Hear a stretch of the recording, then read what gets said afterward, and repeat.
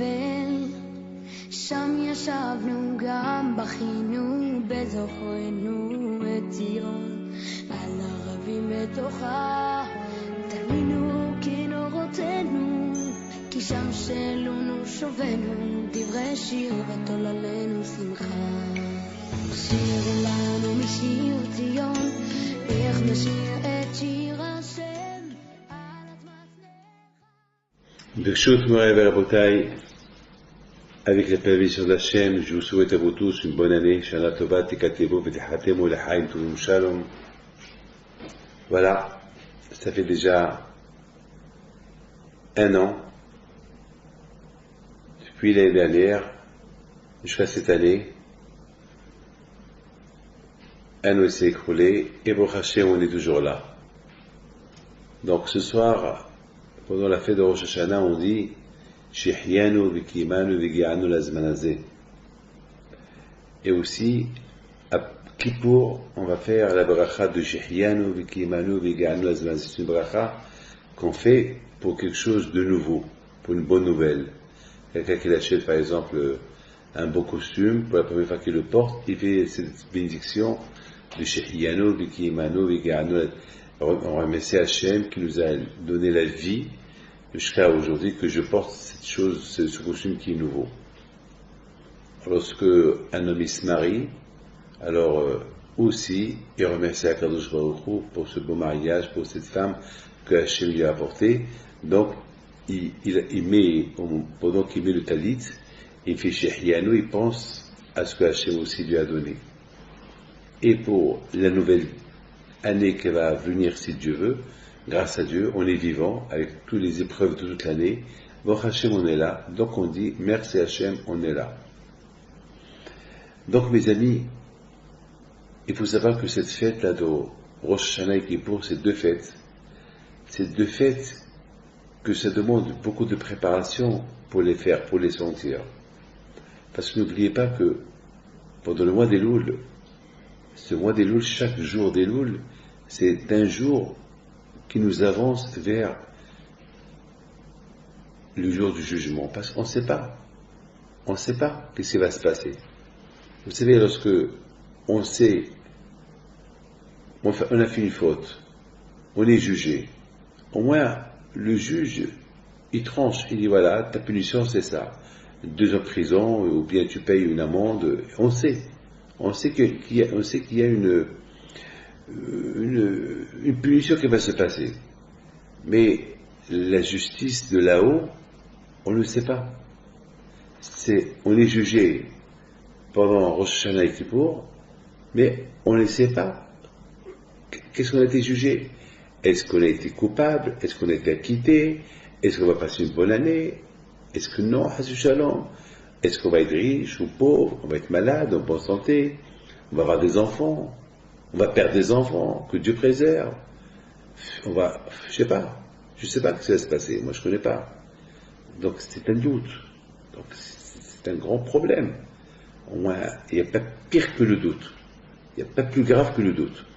Il y avait, beaucoup de fois, ça arrive, des gens qui viennent chez moi, ils me disent, Rabbi David, j'ai un doute, je ne sais pas si ma femme elle me trompe ou pas, et je suis comme un fou. Bon, bien sûr, je le soulage. Ah, parce que monsieur, sa femme, elle est mignonne, et parce que tout le monde la regarde, bon, je prends la femme de côté, je dis, madame, essaye de ne pas trop provoquer les hommes pour ne pas qu'on te regarde trop devant ton mari. Bon, j'essaie de soulager le mari. Bon, après, il part avec un sourire, il est soulagé que, bon, sa femme, elle est bien avec lui. Maintenant, avec le bon Dieu, on ne sait pas. On sait une chose, qu'on a été un peu pas bien pendant toute l'année. Toute l'année, on a fait un peu de bêtises.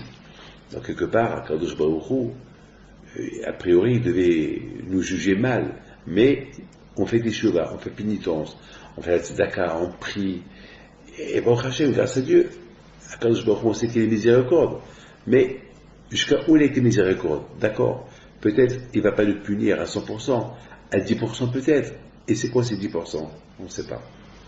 Est-ce qu'il y a 10%? Est-ce qu'il y a 50%?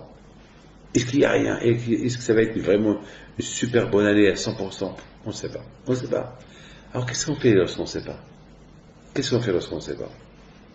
Eh bien, mes amis, lorsqu'on ne sait pas donc, quel livre on a été jugé, ou le bon livre ou le mauvais livre, alors on ne prend pas des risques. Qu'est-ce qu'on fait?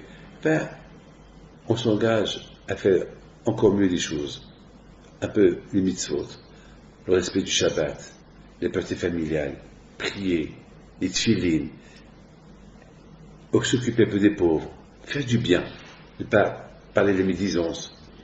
C'est tout, parce qu'on ne sait pas sur quoi on a été accusé. Est-ce qu'on a été accusé? Est-ce qu'on a été acquitté? On ne le sait pas. Je vous pose une question. Quelqu'un qui gagne au loto, et pour aller encaisser son loto, il faut qu'il prenne l'avion pour aller à une telle destination. Mais pour faire ça, il faut qu'il prenne ou le TGV, ou le train, ou l'avion. Mais il ne connaît pas l'heure. Il ne sait pas l'heure. Ou il ne sait pas s'il y a un avion ou il n'y a pas d'avion. Qu'est-ce qu'il fait? Il va rester chez lui, en train d'attendre qu'on lui confirme s'il y a un avion? Non. Il va aller à la gare. Il va aller à l'aéroport. Il va se renseigner. Et vous lui dire, peut-être aujourd'hui, il va avoir un vol. Mais à quelle heure? On ne sait pas. Qu'est-ce qu'il va faire? Il va rentrer chez lui? Non. Il va rester à l'aéroport toute la journée. Il va attendre cet avion qu'il arrive. Parce que il va pas prendre le risque de rentrer chez lui. Il rentre chez lui. Le temps qu'il retourne, on va dire, l'avion, il a atterri, il a redécollé. Non. Donc, mes amis, lorsqu'on a un doute, qu'est-ce qu'on fait? On ne prend pas de risque. Lorsqu'on a un doute, on essaie par tous les moyens d'éclaircir le doute. Lorsqu'on sait que si on a été coupable dans le jugement avec Dieu la veille de Rosh Hashanah, on sait parce qu'on a été coupable, pas des bêtises qu'on a fait. Alors, qu'est-ce qu'on fait? On les répare. On les répare. On sait très bien, chacun il sait les fautes qu'il a fait. Chacun il sait, ne me dites pas qu'on ne sait pas. Chacun de nous il sait, plus ou moins on sait. On sait les bêtises qu'on fait. Donc, sachant les bêtises qu'on fait, pour les bêtises qu'on ne sait pas, le bon Dieu ne va pas nous punir. Maintenant, il va nous punir, il va nous juger uniquement sur les bêtises déjà qu'on connaît, qu'on sait. Les choses qu'on ne connaît pas, on ne connaît pas. On ne sait pas. Bien sûr, il faut savoir, mais si je ne sais pas, je ne sais pas. Il est bon, le bon Dieu, il n'est pas cruel. Donc, on ne prend pas de risques. Qu'est-ce qu'on fait? Eh bien, on fait teshuva. On se repentit. On s'engage à faire un peu plus des efforts dans la religion. C'est ça. Les amis, je voudrais étudier avec vous ce soir et essayer d'expliquer ensemble, on va essayer de comprendre un événement extraordinaire. Vous savez très bien que ce soir, c'est Rosh Hashanah. À Rosh Hashanah, c'est la fête qui s'appelle la fête du chauffard, la fête de tous les éléments qu'on mange à Rosh Hashanah.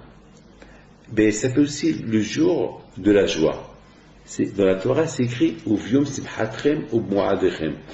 La Torah dit « Le jour de votre fête, qui est le jour de votre joie, sonnez le chauffard ». Mes amis, je voudrais simplement vous poser une question. Lorsqu'on entend le chauffard, c'est impressionnant, ça fait peur.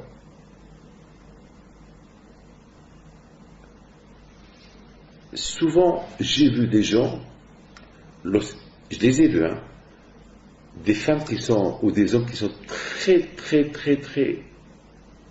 en arrière, que vraiment ils font ni Shabbat, ni fête, ni rien du tout. Ils mangent du non-cachère. Bon, les pauvres, ils ne le savent pas. Et souvent, j'invite ces gens-là, je les ai invités dans les années précédentes, pour qu'il n'y a pas, même cette année, je n'ai invité quelques familles, et j'ai remarqué lorsqu'ils entendent le chauffard, ils pleurent. Ils pleurent, et je vois leur visage tendu. Ils pleurent. Alors, je me pose la question, qu'est-ce qui se passe pendant ces moments-là? Donc, ces moments-là, le shofar, c'est le tokéa qui le sonne, c'est le rabbin qui le sonne. Mais d'après nos sages, c'est Hachem qui sonne le shofar. C'est Hachem lui-même qui sonne le shofar. D'ailleurs, lorsqu'on fait la prière, pour le shofar, le rabbin dit, les shmoa, il fait la prière pour que tous on soit quittés pour entendre le shofar. C'est pas, je fais la prière parce que j'ai fait le shofar, je sens le shofar. Non, entendre. La mitzvah, c'est d'entendre, pas sonner. Alors, qui sonne? Qui sonne? Ben, c'est Dieu qui sonne. Alors, c'est la raison pourquoi il y a une différence entre c'est l'homme qui sonne et lorsque c'est Dieu qui sonne.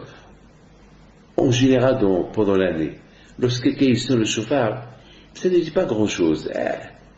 Mais à Rosh Hashanah, lorsqu'on sonne le shofar, les gens pleurent, on est tendu, on pense, on fait une pénitence, on a de la peine, on prie. Comme qui dit Rabbi Abraham Malach, un grand tzaddik, qui était le fils du mari de Mezrich, il dit pendant qu'on entend le shofar, on doit avoir honte. À quoi on doit penser pendant qu'on entend le shofar? On doit penser à la honte. Et il apporte un passouk, il y a un passouk qui dit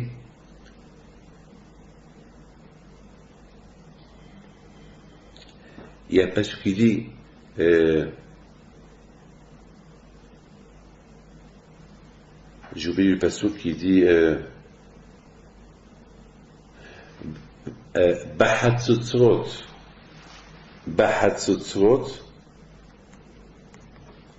Vekol Shofar Hariaou Lifne Hashem.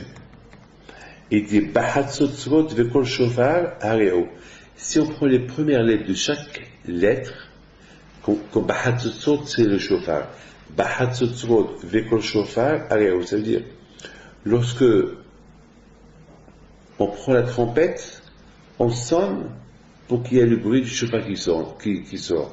Si on prend les premières lettres de Bahatzotzrot Vekol Shofar Hariaou, c'est Rachetevot Boucha, la honte.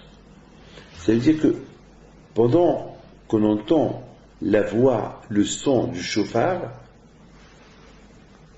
on doit sentir une honte. Une honte. Quelle honte? Étant donné que Hachem, c'est lui qui sonne le shofar, et lorsqu'il sonne le shofar, c'est chacun, on est impressionné. Comme je vous ai expliqué, je n'ai vu des gens qui pleurent. Tout le monde est tendu. Parce que c'est pas un homme qui sonne le shofar, c'est Dieu qui sonne le shofar. Et pendant que lui il sonne le shofar, c'est pour le réveiller, comme il dit le Rambam. Le but du shofar, c'est Oro Ishini Mishenatrem. Et réveillez-vous de votre sommeil. C'est comme ça que le Rambam explique. Le Rambam explique que la raison du shofar, il y a un remez. Il y a quelque chose. Le shofar, c'est pas que c'est une mitzvah de raït, c'est une mitzvah de prendre le shofar et le sonner. Non. Le shofar, il réveille. Il y a un remez de réveillez-vous de votre sommeil. Ça veut dire, ça suffit de bafouiller la Torah, de bafouiller les mitzvot. Arrêtez de s'endormir. Il faut qu'on se réveille, il faut se rapprocher de la Kadosh Baruch Hu. Il faut faire une pénitence. Allez. Il faut se réveiller, il faut qu'on se réveille. Ça suffit que toujours on fait la religion avec lorsqu'on a des problèmes. On s'approche à Dieu lorsqu'on a des problèmes. Et lorsqu'on n'a pas de problème, on ne connaît pas Akadosh Baruch Hu. Allez, réveillez-vous, ceux qui se dorment, réveillez-vous de votre sommeil. Allez, réveillez-vous.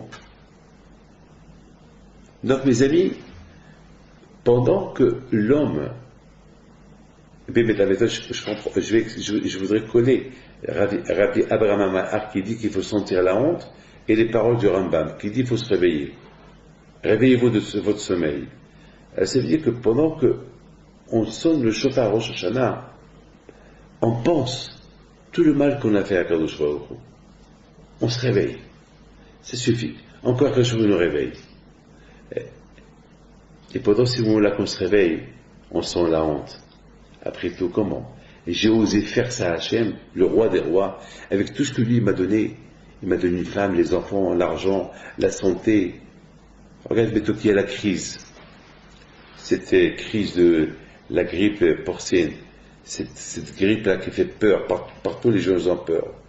Regarde combien des gens ils prient, combien des gens ils viennent. Il est chez moi rapide avec une bracha pour ne pas qu'il nous arrive quelque chose. La quelqu'un, combien des fois je vois des gens qui me font la tête, qui me disent même pas bonjour. Et lorsque ils ont une grave maladie dans la famille, ils viennent, ils s'inclinent, ils m'embrassent les mains, ils m'embrassent la tête, ils sont prêts à faire n'importe quoi. Ah, il faut qu'il nous arrive ça pour qu'on fasse des chauvins. Il faut que le bon Dieu nous réveille fort. Alors que je prie la fille avec nous dans le service, il nous réveille avec le chauffard. Il nous réveille avec le chauffard. Oh, Ishaatrim, oh, allez, réveillez-vous. Ben Adam, Malecha Nirdam, et homme, Amen. Réveille-toi. Qu'est-ce que tu dors? Qu'est-ce que tu dors? Allez, ça suffit. Ah, les vacances, et les voitures, et les maisons, et les discos, tout ça. Ah, ça suffit, allez, réveille-toi. Réveille-toi. Réveille-toi de ces choses. Va un peu chez Akadosh Baruch Hu, va un peu à la synagogue, prie un peu. Réveille-toi un peu. Ah, tu t'endors du côté spirituel, tu dors. Et du côté matériel, tu es super réveillé. Réveille-toi. Donc, une fois par an, à Rosh Hashanah, quand je me retrouve, il vient avec ce chauffard-là, il le sonne. Il le sonne.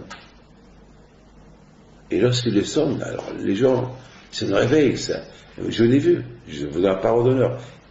J'ai vu plein de gens, ils pleurent, des gens athées. Ça ne peut que venir de la Kadosh Baruch Hu, parce que si c'était vraiment le son du Hazan qu'on entend, on ne va pas faire Teshuvah, mais parce que c'est le son de la Kadosh Baruch Hu qu'on entend, c'est ça qui fait un impact sur nous. N'oubliez pas une chose. À Rosh Hashanah, on est né. L'être humain est né, Adam Arishon est né à Rosh Hashanah. Donc c'est le jour de notre anniversaire. Même qu'on est né le mois d'août, septembre, octobre, novembre, décembre, janvier, février, mars, avril, etc. Mais l'humanité, Adam Arishon, Hachem, il a créé le jour de Rosh Hashanah. Et dans Adam Arishon, il y avait tous les âmes, nous tous on était en lui. Donc c'est comme si nous tous, Hachem, il nous a mis au monde le jour de Rosh Hashanah. Donc c'est notre jour d'anniversaire, c'est notre jour de joie. C'est ce que Hachem il dit. Le jour de notre anniversaire, c'est le jour de votre joie. Allez, faites Teshuvah, utka'atem. C'est le jour de votre joie, mais de l'autre côté, c'est le jour de votre joie. Mais, regardez, vous êtes pourris, vous êtes sales, avec tout ça, avec l'autre que vous avez. Comment vous pouvez m'approcher pour qu'on fasse une fête ensemble? Allez, faites le chauffard, et si vous faites le chauffard, c'est moi qui va sonner le chauffard. Et là, je vais vous aider à faire tes chauffards. Je vais vous aider à dire que, il faut savoir une chose, on est tellement attaché au matériel, on est tellement attaché au Itzahara de toute l'année, c'est dur de faire tes chauffards. C'est dur, c'est très très dur. Donc le seul moyen qu'on puisse faire Teshuvah, si on a l'aide de Dieu. Et Dieu nous aide à Rosh Hashanah. Et jusqu'à Kippour, il nous aide. Lorsqu'il sort le chauffard, alors ça nous réveille. Lorsqu'on se réveille, on a honte. Donc c'est extraordinaire, c'est extraordinaire. C'est un cadeau du ciel que Akadosh Baruch Hu nous a donné. Qu'on puisse faire la Teshuvah. On peut faire la Teshuvah. Pénitence. Se rattraper de tout le mal qu'on a fait, on demande à Akadosh Baruch Hu pardon. Vous voyez, pendant tous les mois d'Elul, on se prépare pour ce jour-là. On se prépare. Parce que vraiment, pour arriver à sentir le chauffard de Akadosh Baruch Hu, il faut une préparation d'un mois. On se prépare pendant un mois. Et chaque jour, c'est comme la femme qu'elle compte les jours qu'elle va aller au mikvé. Comme nous, lorsqu'on compte les 7 semaines du Homer, on comptera 49 jours jusqu'à Shavuot. Comme ça, Elul, on calcule 30 jours d'Elul jusqu'à Rosh Hashanah. Et à Rosh Hashanah, là on est prêt pour écouter le shofar de la Kadosh Baruch Hu. Maintenant, il y a une question qui se pose. Après, il y a une contradiction le jour de Rosh Hashanah. D'un côté, Kadosh Baruch Hu nous dit il faut être heureux, il faut être content, il faut manger, il faut s'habiller bien. Et d'autre côté, on nous dit c'est le jour du jugement. C'est grave. Alors, c'est un peu, ça fait peur. Est-ce que vous avez vu quelqu'un qui est convoqué chez un juge pour des fautes graves et on lui dit éclate-toi, sois heureux, sois content, n'aie pas peur? Impossible. C'est pas possible. C'est pas possible qu'on ait convoqué chez un juge pour des fautes graves qu'on a commis et on va me dire, n'aie pas peur, c'est un juge qui est bien, n'aie pas peur. C'est pas possible. C'est pas possible. C'est pas possible. C'est pas logique. C'est pas logique. 2 fois dans ma vie, j'étais convoqué chez un juge, ben, j'avais peur. Mais pour une fois, je n'avais rien à me reprocher. Malgré tout, j'avais peur. Une fois, j'allais me reprocher, mais pas j'ai fait une mitzvah.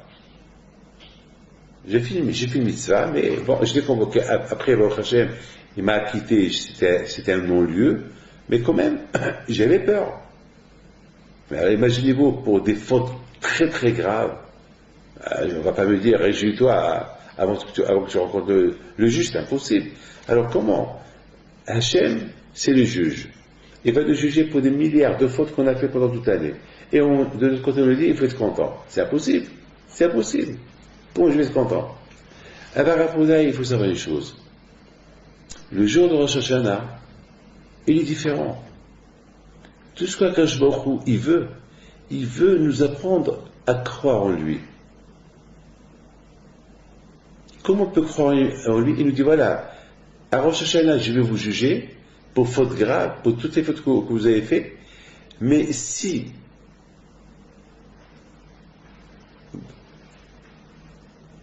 vous recevez cette fête avec joie, et vous allez me couronner sur vous comme roi, et vous allez me demander que je me souviens des patriarches, le mérite des patriarches, et vous allez sonner le shofar devant moi, eh bien je vous pardonne. C'est grave, c'est super. Ça veut dire,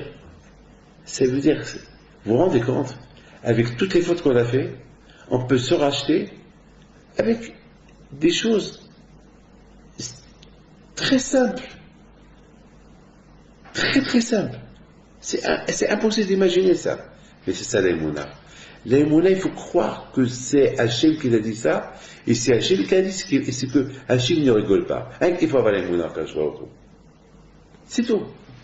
Imaginez-vous qu'un juge, je suis convoqué pour faute grave, et que le juge me dit, réjouis-toi, n'aie pas peur. De l'autre côté, tous mes copains me disent, mais David, t'es fou, mais c'est grave ce que tu as fait, mais c'est grave, ce juge se moque de toi. Et s'il va te tuer, ce juge-là, c'est pas possible. Alors, regarde, tu as fait ceci, c'est impossible. Des milliards de fautes, c'est impossible. C'est impossible, c'est impossible. Et j'appelle le juge, dis-moi, monsieur le juge, n'aie pas peur, réjouis-toi, sois content, je vais t'acquitter. Ben, mes amis, il faut savoir une chose. Lorsque je fais ma foi en Dieu, avec toutes les fautes que j'ai faites toute la nuit par rapport à lui, et lui-même il écrit dans la Torah, réjouis-toi le jour de ta fête, et que je sais que je vais te juger le jour du jugement, et ce jour du jugement il me dit réjouis-toi de ta fête, alors il ne me reste qu'à lui faire confiance. Et si je lui fais confiance, c'est sûr que je suis acquitté. C'est ça l'aïmouna. Je pense, mes amis, que Rosh Hashanah, c'est le jour de l'aïmouna. Rosh Hashanah, c'est le jour parce que toutes les fautes qu'on a fait toute l'année, c'est parce qu'on n'a pas eu assez de émouna par rapport à Kadosh Baruch Hu. Parce que si on avait la émouna à Kadosh Baruch Hu, comment on a pu faire toutes ces fautes-là? C'est impossible. Parce que on a négligé. Et le fait qu'on a négligé, c'est le manque d'émouna. Est-ce qu'on peut négliger un billet de 500 euros et le brûler, le déchirer? On sait ce qu'il vaut. On sait ce qu'il vaut. Et Hachem, on ne sait pas ce qu'il vaut.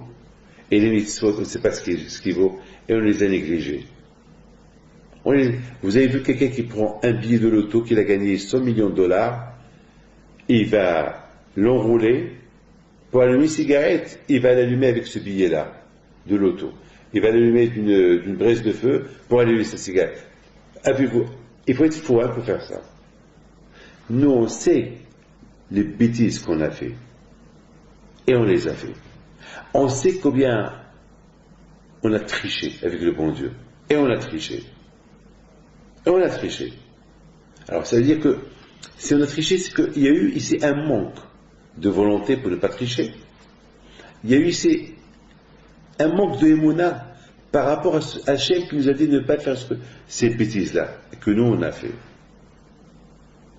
Et voilà, quand je vois il vient à Rosh Hashanah, il nous dit, avec laquelle vous avez fauté avec moi, vous allez réparer. Vous avez fauté avec moi, avec le manque d'émouna, là vous allez vous renforcer dans l'émouna. Quelle émouna nous demande? L'émouna que je vous demande, réjouissez-vous le jour de votre jugement. Et si vraiment vous allez vous réjouir le jour de votre jugement, je vais vous acquitter. Aïe, aïe, aïe, aïe, aïe, c'est tellement simple et beau. Ah, maintenant, on a compris que c'est dur d'un côté qu'on nous demande d'être content, et de l'autre côté, on nous demande d'être. De l'autre côté, on nous dit c'est le jour du jugement. Comment on peut être content le jour du jugement? Eh bien, c'est tout dépend de la émouna. Si on a la émouna, on a Kadosh Baruch Hu, c'est bébé, on a une grande émouna. Puis c'est Hachem qui a dit de faire cela, alors il faut aller aveugle.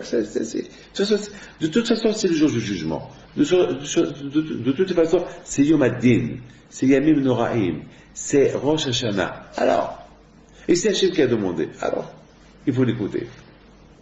Et tu l'écoutes. En Bretagne, lorsqu'on se réjouit avec cette émouna en Kadosh Baruch Hu, combien c'est tellement important que on prend avec nous cette émouna qu'on vient de renouveler avec le bon Dieu pour toute l'année. Parce que Rosh Hashanah, c'est on renouvelle le royaume de Dieu. C'est écrit dans nos sages qui disent que Hachem, il nous demande à Rosh Hashanah de le couronner comme roi. Avec quoi on va le couronner comme roi? Avec la Torah. La Torah s'appelle Keter Torah.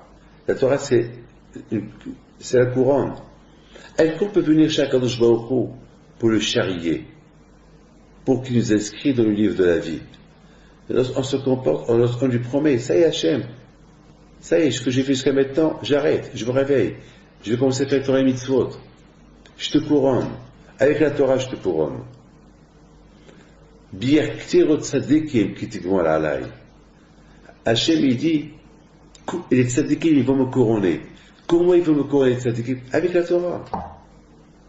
Lorsqu'on s'engage, un jour de Rosh Hashanah, j'ai la émouna, je vais être heureux, je vais être content le jour de Rosh Hashanah. Hachem, il va m'inscrire dans le livre de la vie. Je suis super content, je suis super heureux. C'est ce que Hachem il veut. Hachem il nous dit dans la Torah, le jour de votre fête, le jour de votre anniversaire, soyez heureux. Et de l'autre côté, après, il nous dit, sonnez le chauffard. Comment on peut être heureux le jour de la fête, lorsqu'on entend le chauffard, et surtout c'est Dieu qui sonne le chauffard, c'est impossible d'être heureux. Mais si j'ai la émouna à Kadosh Baruch Hu, c'est ça la volonté. Il veut que je sois content ce jour-là. Eh bien, je vais être content ce jour-là. J'ai la émouna. Ouais, chef. Et le chauffard, il a peur, et je vais avoir peur, et je vais être content, et je vais avoir peur, et je vais être content, et je vais avoir peur de lui, et c'est ça qui va me rendre un bon juif pour le reste de l'année. Prenez avec vous un peu des bonnes paroles, un peu des résolutions, et faites teshuva. Mes amis, j'ai vu dans Ba'alatania, Rabbi Shlomo Zalman alav shalom, qu'il explique que pendant cette période de Elul et Yushka Kippour, il y a 40 jours. Le mois d'Elul, 30 jours, et de Rosh Hashanah Yushka Kippour, il y a 10 jours, ça fait 40 jours. Pendant ces jours-là, il faut qu'un homme, l'homme, il se travaille très fort pour qu'il développe sa propre identité. J'explique ces paroles. Comment on peut se travailler pour développer notre propre identité? Eh bien, il faut savoir une chose, qu'à l'intérieur de chacun de nous, il y a un étincelle saint, un nitsus, un étincelle. Et cet étincelle, il est vivant. Il fait partie de Dieu. Mais lorsque malheureusement, on s'accroche au matériel, cette étincelle, le pauvre, on le met de côté. Il est bafoué, il est dans un coin, quelque part. Mais lorsque, pendant ces périodes de Rosh Hashanah et les périodes de Elul, on commence à entendre le chauffard, et on commence à faire teshuvah, alors cette lumière qu'elle est dans l'âme de l'homme, il se réveille. Et ça dépend de l'homme. Ça dépend de la volonté de l'homme. Lorsque l'homme il fait cette teshuvah, alors cette étincelle, il se dévoile de l'intérieur, il va s'extérioriser de l'intérieur, il va redevenir là. Cette lumière qui était cachée quelque part, qui est cachée dans le corps de l'homme et qui a été souillée, bafouée, salie de le corps de l'homme par les fautes qu'on fait, lorsqu'on commence à faire teshuvah, on la refait revivre. Elle va nous aider. Et je pense à Botaï, un homme, il faut qu'il cherche. Il faut qu'il se cherche. Malheureusement, à cause des fautes qu'il a fait, il s'est déconnecté de Akadosh Baruch Hu. Et lorsqu'il fait teshuvah, il se reconnecte à Akadosh Baruch Hu. Et je pense, c'est ça le passage qui dit, Dirshu Hashem et Matzro. Demandez à Hashem, parce qu'on peut le trouver. Appelez-le parce qu'il est à côté. Donc ce nitsus, cette étincelle à l'intérieur de l'homme, il se réveille pendant le mois d'Elul, il se réveille pendant Rosh Hashanah, il peut se réveiller. Il s'est hassu chez l'homme, il ne s'est pas réveillé, c'est grave. C'est qu'on n'a pas cherché à chercher à Kadosh Baruch Hu, il est à côté. Peut-être à Kadosh Baruch Hu, il est loin pendant toute l'année, mais à Rosh Hashanah, il est à côté. Il dit au prophète, Dirshu Hashem b'matzu. Demandez à Hashem, il est à côté. Bakshou, demandez-le. Appelez-le, il est là. Il est à côté de toi. Donc, mes amis, c'est super. Donc, on comprend. D'un côté, Akadosh nous demande de se réjouir. Bien sûr, on peut sentir cette joie à Rosh Hashanah. Si pendant le mois d'Elul, on a fait teshuvah, on a fait bonne pénitence, et on a extériorisé cette lumière qui vient de Dieu, qui était cachée quelque part dans le corps. Maintenant, elle vient, avec la teshuvah, elle va éclairer tout le corps. Elle va nous aider à faire encore plus teshuvah. Elle va nous aider à découvrir encore plus Akadosh Baruch Hu. Et puis, la joie, elle est super. Imaginez-vous quelqu'un que le matin, il n'arrive pas à se lever le matin pour aller à la prière. Et à la fin, il se renforce, il va à la prière. Après la prière, il se sent pas bien. Il se sent soulagé. Il se sent bien. Il est bien. Il y a beaucoup de gens qui, c'est dur pour eux de faire la mitzvah, mais dès qu'ils la commencent, ils sont contents qu'ils l'ont commencé. Une fois qu'ils l'ont fait, ils ne vont pas regretter pourquoi ils l'ont fait. Ils se sentent soulagés, ils se sentent super bien. Eh bien, justement, c'est ça. Lorsqu'on cherche Dieu, on le trouve, on est super content. Et lorsqu'on est content, on ne va pas sentir de jugement. Même que le jugement fait peur, on ne va pas le sentir. Les amis, je voudrais vous poser une question. Écoutez bien. On sait que c'est péché de fauter. Comment on a commencé à fauter? Comment ça a commencé? Et on a commencé. Mais comment on a commencé? C'est une question que je vous pose. Je sais, David Pinto, il sait que c'est péché de critiquer quelqu'un. Je sais que c'est péché de regarder une femme et avoir plaisir en la regardant. Je le sais. Alors, comment ça arrive qu'on faute? On sait que le matin, il faut se lever, prier à Dieu. Et parfois on ne se lève pas. Et parfois on ne prie pas. Et on sait qu'on a fait une faute. Comment ça a commencé? Comment, David, tu sais que tu ne peux pas. Comment je suis arrivé à faire cette faute? Bon, bien sûr, les tzadikim, il y a aussi des tzadikim qui ont fauté dans leur vie. Eux aussi, il y a eu un début. Comment ils ont commencé cette faute? Un cancer, que Dieu vous en préserve. Il ne tombe pas comme ça, comme un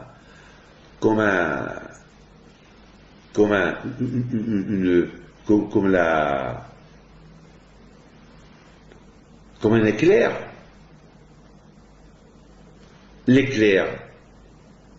Pour qu'il y ait des éclairs, il y a des nuages, il y a une préparation. Après, tu as l'éclair. Là aussi, comment on a commencé à fauter? La faute.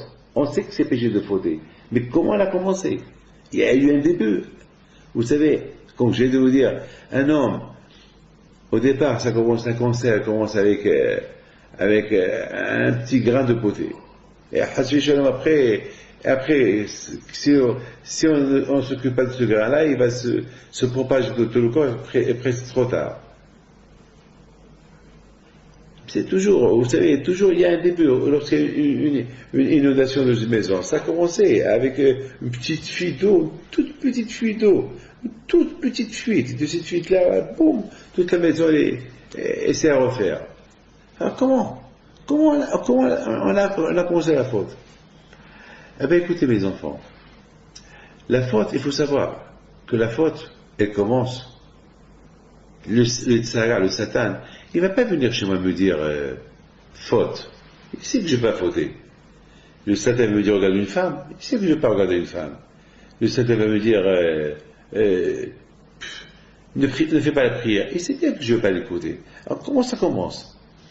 Eh bien, écoutez, le Satan il n'est pas bête. Le Tsara, le mauvais penchant, il n'est pas bête. Il n'est pas bête. Il est très intelligent. Il embrouille la personne. Il embrouille par des choses qui sont permises au départ. Prenons l'exemple de Hava. Hava, c'était la première femme qu'elle a fauté. Comment elle a fauté? Elle sait que c'est interdit. Elle sait que Dieu lui a dit, le jour que tu manges le fruit de cet arbre, tu meurs. Comment elle est arrivée à manger de cet arbre? Vous savez comment elle a commencé à manger? C'est parce que le serpent, il a commencé à discuter avec elle sur quelque chose qui est interdit. Est-ce qu'on discute sur quelque chose qui est interdit? Prenez exemple le cochon. Le cochon, j'ai pas le droit de le manger. J'ai pas le droit de le manger. Est-ce que je vais appeler un non-juif qu'il a le droit de manger le cochon, que lui il le mange, et je commence à discuter avec lui, dis-moi, Pierre, donne-moi un peu, explique-moi comment c'est le goût du cochon.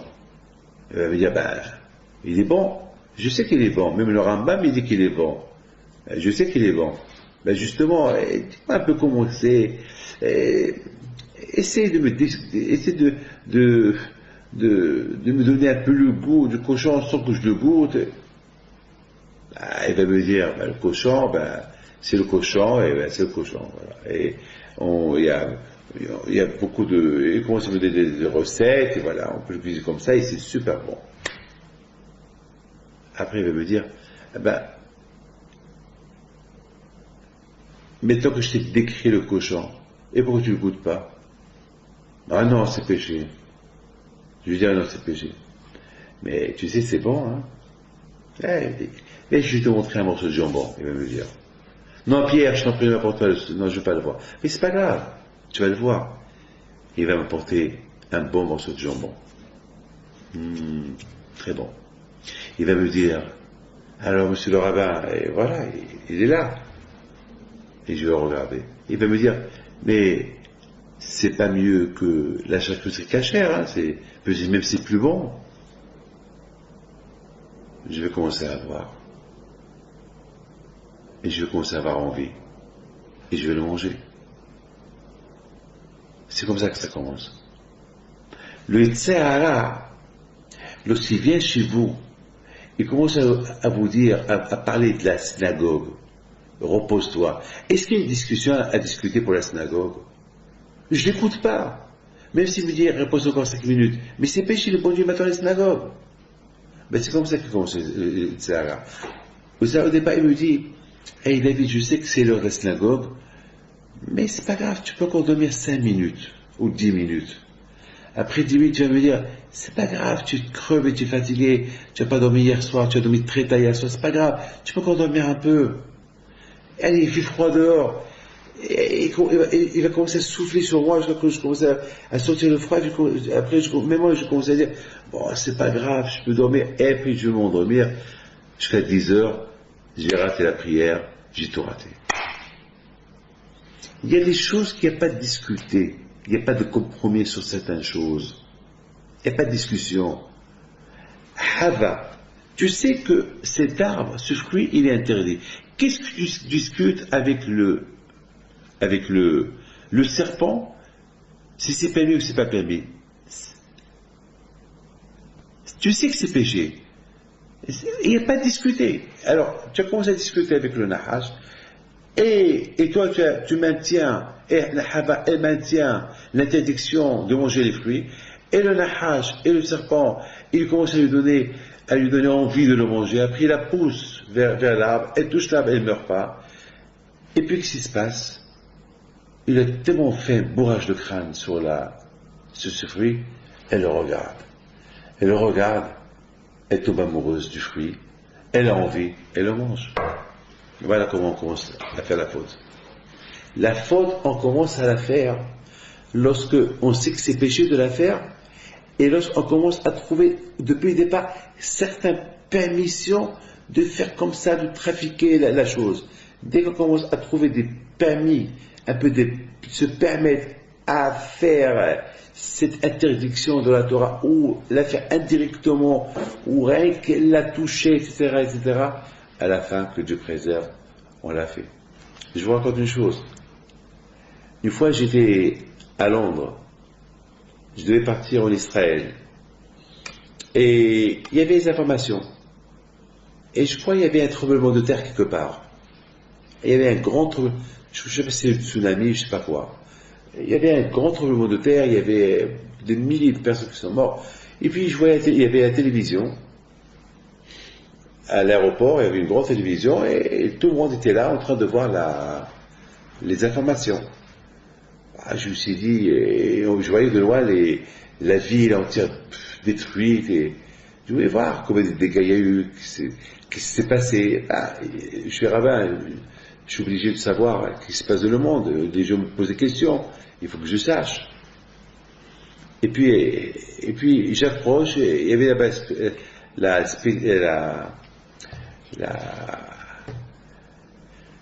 la femme qui présentait les informations, et je voyais les informations, et après ça passait au football. Le football ne m'intéresse pas. Bon, ce que je voulais savoir, c'est les informations. Je vais en Israël, je retourne à Lyon, et pendant que j'étais en train de faire la Hamida, les informations que j'ai vues à Londres, avec la spectrice, elle était là en train de les dire. Tremblement de terre, tel était l'endroit, sur 7 degrés sur l'échelle de Richter, etc. Après j'ai dit, David, ça c'est les informations il y a 2 jours que je suis en train d'écouter là, que je te rêve là. Pendant 5 ans, chaque fois que je fais la Hamida, cette femme-là, elle vient avec ces informations. C'est ça qu'une fois j'ai dit, bon Dieu, Hachem, je devais pas voir ces informations. Surtout si c'est une femme qui les donnée. Et surtout moi, je dis à tout le monde, il ne faut pas voir les femmes, et moi, je vois les informations. Et comment ça a commencé? Ça a commencé que j'entends un son, les informations. Et puis, j'ai tourné la tête pour voir ce qui se passe. Ça m'intéressait. Il y a eu beaucoup de morts, des milliers de morts, je veux voir ce qui se passe. Mais David, dès que tu vois une femme, que c'est elle qui donne les informations, tu aurais pu tourner ta tête, tu ne vois pas. Mais c'est ça, il y a eu un début. Le Satan, il a dû me dire, mais c'est rien, elle est vieille, elle a dépassé la soixantaine. Ouais, elle a dépassé la soixantaine, mais voilà, elle t'embête. Voilà. Voilà. À chaque chose, il y a un début. Il faut faire attention au début. Il faut faire attention au début. C'est le début le plus embêtant, c'est le début. Lorsqu'il y a une mitzvah qui arrive vers vous, il ne faut pas rater le début. Tu rates le début, tu as tout raté.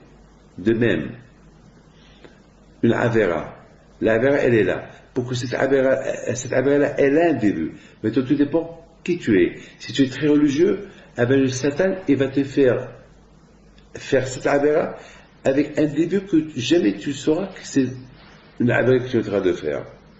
Indirectement, il va te faire. Mais si tu n'es pas trop dans la Torah, il va te pousser à la faire directement. Eh bien, la bouteille, c'est ça Rosh Hashanah. Rosh, c'est la tête. Fais attention au début. Rosh, c'est la tête. Fais attention au début. Fais attention au début de la mitzvah, ne la rate pas. Fais attention au début de la Avera. Fais attention à ce que tu es en train de faire. Est-ce que ce n'est pas une Avera trafiquée, masquée? Et c'est pas une Avera masquée que tu es en train de faire. Après, tu vas découvrir que ce que tu as fait, c'est vraiment une Avera splendide que tu as fait. Et après, tu vas regretter. C'est ça, Rosh Hashanah.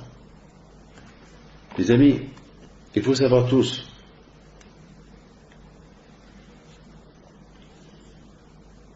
que chacun de nous.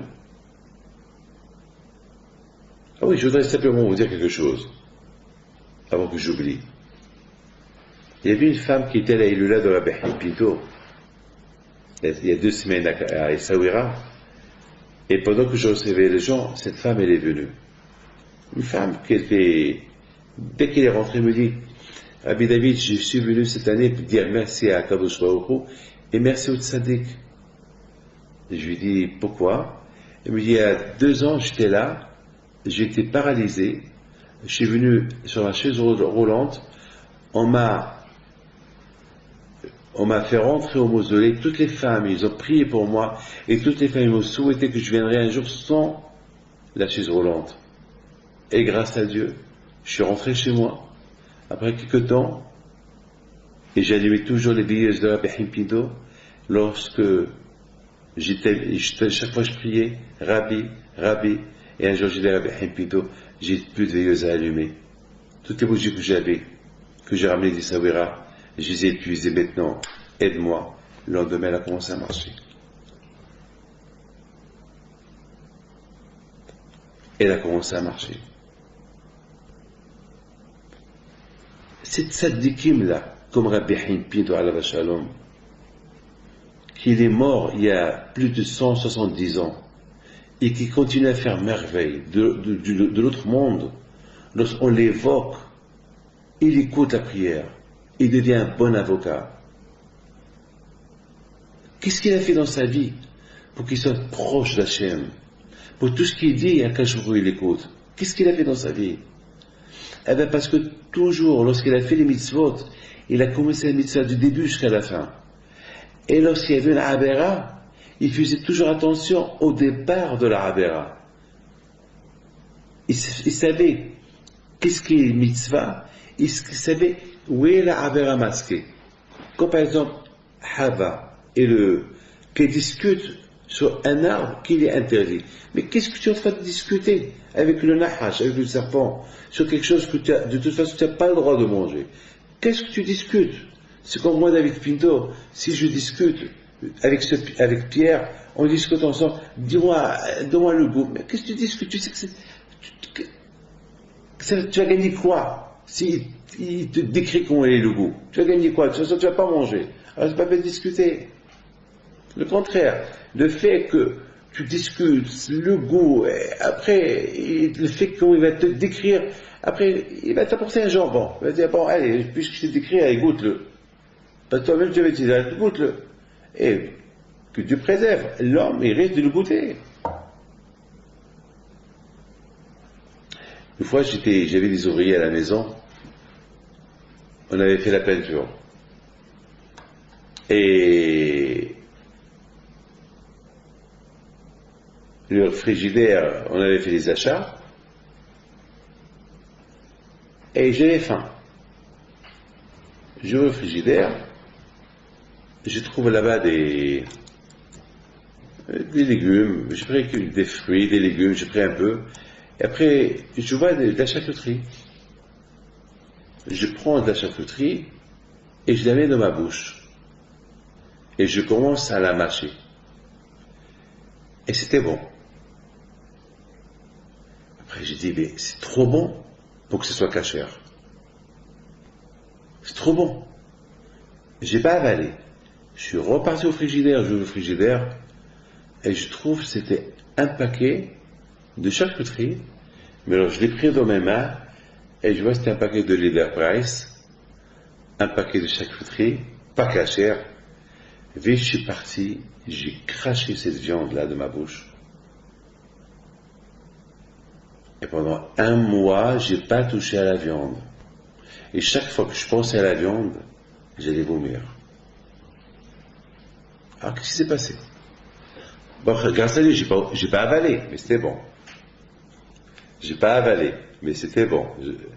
Le goût était bon, mais j'ai pas avalé. Alors, comment le bon Dieu? Parce que c'était des ouvriers qui travaillaient chez moi et ils ont acheté, ils se sont fait des sandwichs de Leader Price et ils ont laissé la charcuterie eux ils sont partis, ils ont laissé la charcuterie dans mon frigidaire et moi j'ai cru que c'est ma femme qui a tout acheté. Bon, après j'ai aucun à manger, j'ai tout pris, j'ai tout lavé, j'ai tout jeté, mais pourquoi le bon Dieu m'a fait ce coup? Eh bien, la réponse elle est simple. Tout ce qui est pas caché, il est bon. Quand je faisais caché, comment je faisais le caché au time? Tout ce qui n'est pas caché, il est bon. Le tsar est très fort. Le tsar, il t'apporte les goûts, les bons goûts, de tout ce qui n'est pas caché. Mais il sait comment. Il ne va pas te dire, mange-le. Mais j'ai fait une bêtise. Sachant qu'il y avait des ouvriers chez moi à la maison, je devais voir, je devais vérifier ce paquet-là, c'est quoi? Bon, j'ai cru que c'est ma femme, mais il fallait faire attention. Alors le Satan, il a voulu en profiter, il a voulu que j'avale.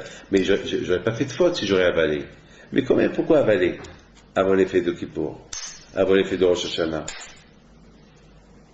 Mes amis, il faut beaucoup faire attention au début de la chose. Lorsqu'on fait attention au début de la chose, on ne fait pas la chose. Si la chose elle est bonne, on va bien la faire depuis le début. Si elle n'est pas bonne, il faut bien faire attention comment elle est représentée, cette action-là. C'est quelque chose qui est interdit, c'est même pas la peine d'en discuter. Et c'est malheureusement la plupart des fautes qu'on fait pendant toute l'année jusqu'à Rosh Hashanah, c'est parce qu'on ne fait pas attention.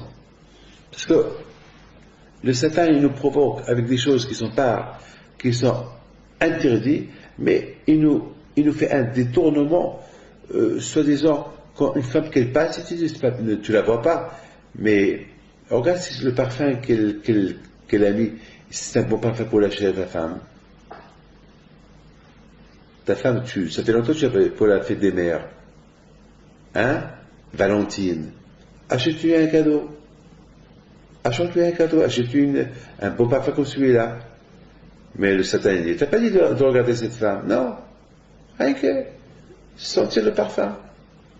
Mais qu'est-ce qui va se passer? Une fois que tu as senti un parfum d'une femme qui n'est pas la tienne, alors de là déjà tu as ouvert l'appétit. Indirectement tu vas commencer à voir, mais c'est qui cette femme qui a mis ce parfum-là? Et une fois que tu la vois, et il se peut qu'elle est belle, et tu vas avoir des envies que Dieu préserve. Et c'est pas que ça, il y a plein de choses. Je me rappelle, il y avait une femme qui était à l'hôpital. Et cette femme-là a été entre la vie et la mort. Et moi aussi j'étais à l'hôpital. Et on m'a dit si je pouvais venir à la Binière. J'ai été à la Binière, était vraiment dans un coma profond. C'est passé à Lyon. Dans un coma très très très profond. Et ils n'ont pas donné grand-chose à vivre. Et puis, son frère, il vient encore chez moi dans ma chambre, Abid David une prière pour elle. Et puis, je lui dis, tu sais quoi? J'avais une bouteille d'eau à côté de moi. Je lui dis, tiens, prends cette bouteille, donne-lui. Mais moi, j'avais oublié qu'elle était dans le coma. Une femme qui est dans le coma, tu n'as pas le droit de lui donner à boire. elle peut s'étouffer, elle peut mourir. Le frère, il prend la bouteille, et il va, il rentre dans la chambre, et il fait là-bas l'infirmière. Il voit comment le frère, il ouvre la bouche, alors que sa sœur était branchée avec tous les fils, était branchée avec tous les fils de le cœur, le cerveau. Et lui dit, qu'est-ce que tu fais? Et lui, il était en train de lui enlever comment ça s'appelle, il avait un appareil dans la bouche, pour il respirait, et il était en train de lui enlever pour lui mettre là-bas de l'eau. Il lui dit, mais t'es fou, mais tu vas le tuer. Il n'écoute pas, il lui enlève et lui met de l'eau. Vite, elle fait l'alerte. Comment ça s'appelle, les policiers sont venus, ils l'ont arrêté. Les infirmières, les docteurs, tout le monde est venu. Dès qu'ils l'ont arrêté, c'est un assassin, c'est un criminel. Et ils ont dit, qu'est-ce que tu fais? Ils l'ont arrêté. Et entre-temps, la femme, les médecins, ils ont commencé ils ont voulu réanimer la patiente, la malade. Elle ouvre ses yeux, et leur dit, ne me touchez pas. Et il dit à son frère, ajoute-moi encore un peu d'eau. Mais les médecins, ils ont dit non.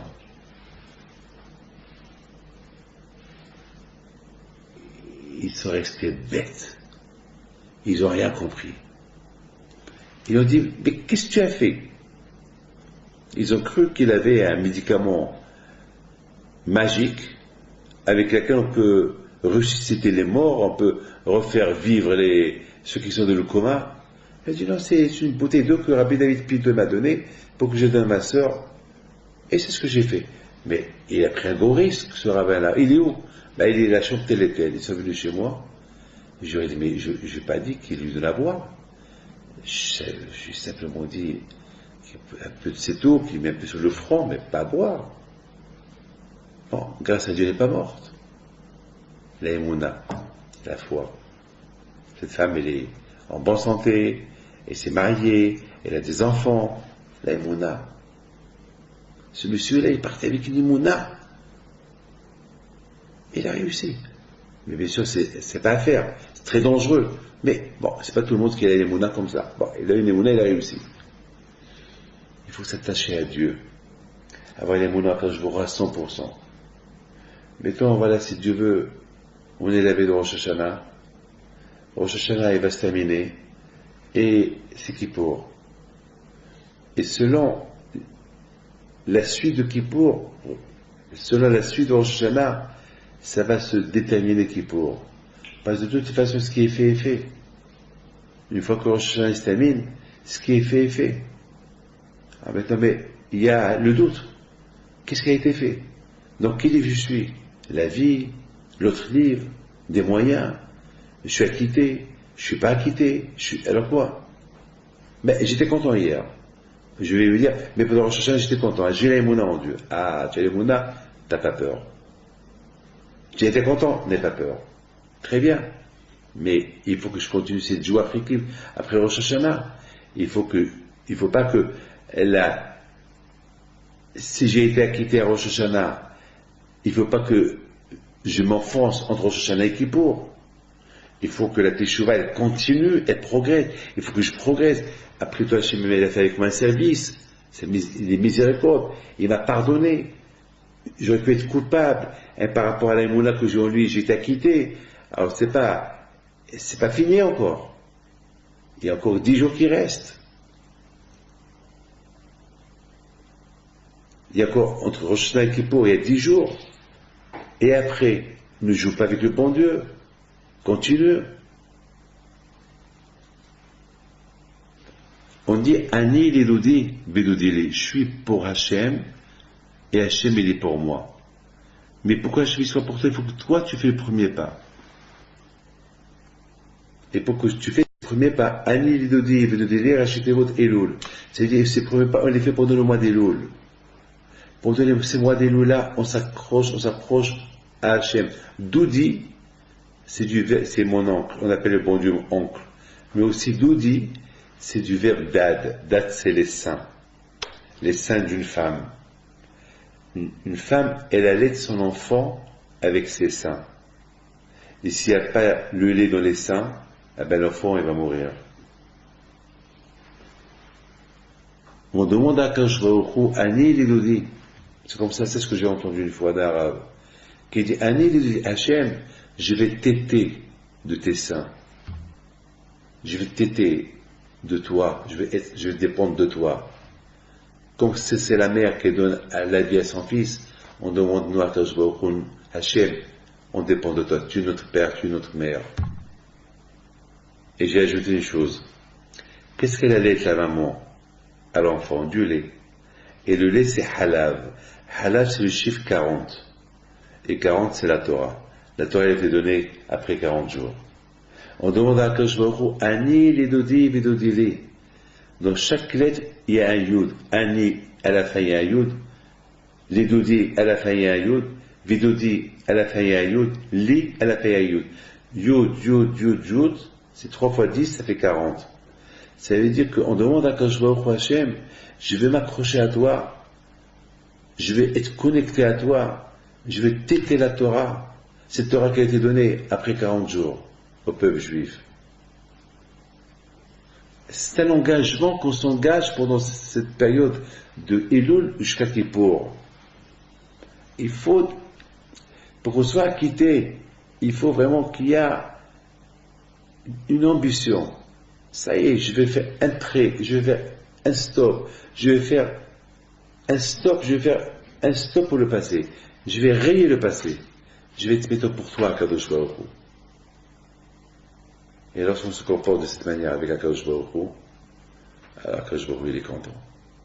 Alors Vedodi, Akadosh Baruch Hu, il se met de notre côté. Et il nous assure, il nous garantit la vie et la bonne année. Mes amis, dans quelques jours maintenant c'est Kippour. Vous allez venir à Kippour avec quoi? Chez le bon Dieu. Vous allez vous habiller bien. Vous allez passer à la synagogue. Vous allez faire des dons peut-être. Mais ce n'est pas les dons le plus important. Le plus important, êtes-vous propre ou pas? Êtes-vous en train de téter le lait de Dieu ou pas? Qui s'appelle Torah. Êtes-vous engagé à faire Shabbat, Tfilin, pensée familiale ou pas?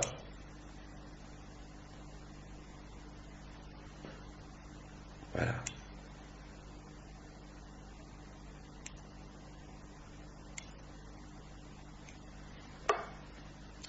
Avez-vous honte de tout ce qu'on a fait? Et lui, il nous maintient en vie. C'est ça. Chacun de nous, il doit se renforcer pendant ces jours-là de Rosh Hashanah et Kippour. Parce qu'Hachem, il est à côté, et c'est les meilleurs moments. C'est les moments à en profiter. Dommage de les rater. Celui qui les rate, il a tout raté. À Kippour, vous allez vous renforcer dans la Teshuvah si Dieu veut. Alors je vous souhaite à vous tous une bonne fête de Kippour. Que vous soyez tous inscrits dans le livre de la vie, Keneratson. Que le bon Dieu vous protège.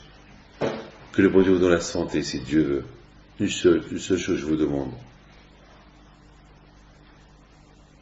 Montrez à Dieu que vous êtes prêts à faire des efforts pour lui. Je sais que c'est pas facile, c'est dur. Vous voulez que Dieu fasse des efforts avec vous. Il les fait déjà. Il vous maintient. Revenez vers lui.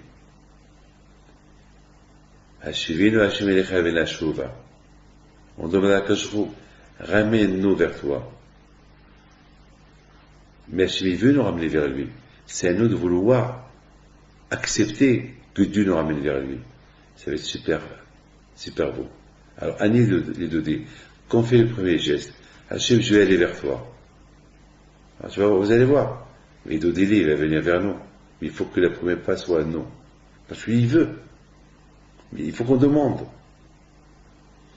Mes enfants, si Dieu veut, à partir du samedi soir, avant Kippour, je vais donner un cours live que vous pouvez voir si vous avez le temps, la veille de Kippour, dimanche, qui va être la veille de Kippour. Je vais tout faire pour que, je vais voyager aux États-Unis et je retournerai que si Dieu veut avant Kippour. Je penserai à vous, hein. Mais je ferai tous les efforts pour venir vers vous la veille de Kippour, si Dieu veut. Et n'oubliez pas de bien prier pour vous, pour la famille, s'engager, accepter sur vous un famille mitzvah, le respect des parents.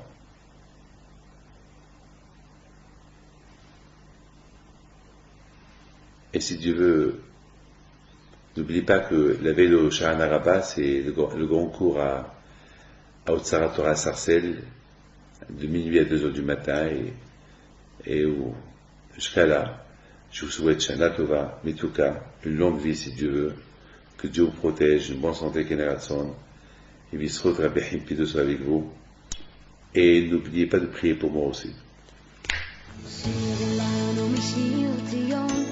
איך נשיר את שיר השם על אדמת נחל אם אשכחך ירושלים תשכח ימיני תדבק לשוני